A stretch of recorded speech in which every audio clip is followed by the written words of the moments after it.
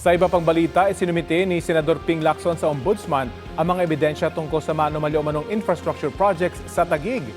Ang mga akusasyon tinawag na malisyoso ni dating Taguig Congressman at ngayon Senador Alan Peter Cayetano. Balita hatid ni Ian Cruz.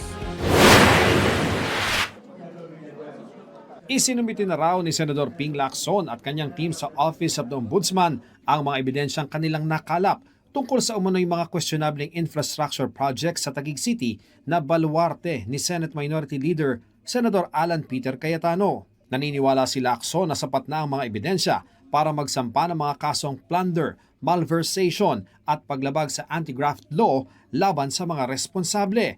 Ani Lacson, kakaiba ang mga anomalya sa Taguig sa mga questionabling flood control projects na una nilang nadokumento sa Bulacan. Gumamit umano ng old and new tricks ang mga infrastructure projects sa Taguig.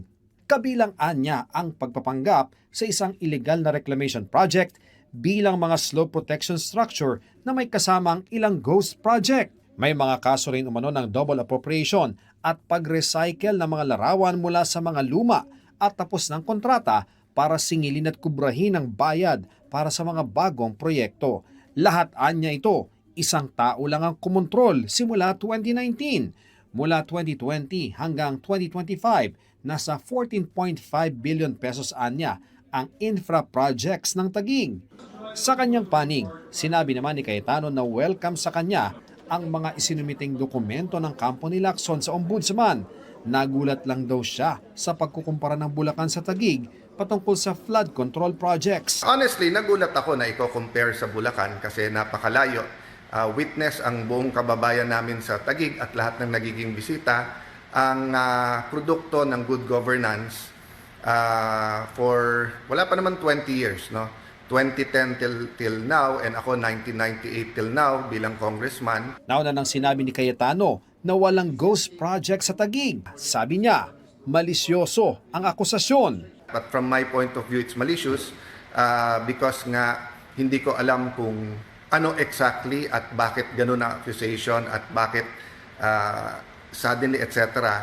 But as I told you, always ready to face the consequences. May cost parati po talaga ang lahat ng ating pakikibaka, ang lahat ng ating struggle, maging opposition, mga administrasyon. Ang asawa ni Cayetano na sila ni Cayetano ang kasalukuyang mayor ng Taguig.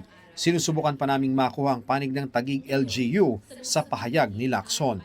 Ngayong nagsumite na ng dokumento sa Ombudsman si Senador Lacson patungkol sa Taguig.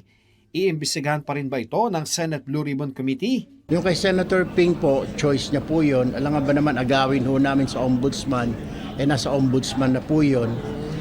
So, hindi ho kami papakialaman ho namin. Sabi ni Senate Blue Ribbon Committee Chairman Senator Erwin Tulfo, kapag naisa formal na ang membership ng komite, magpapatawag na siya ng investigasyon ukol sa flood control.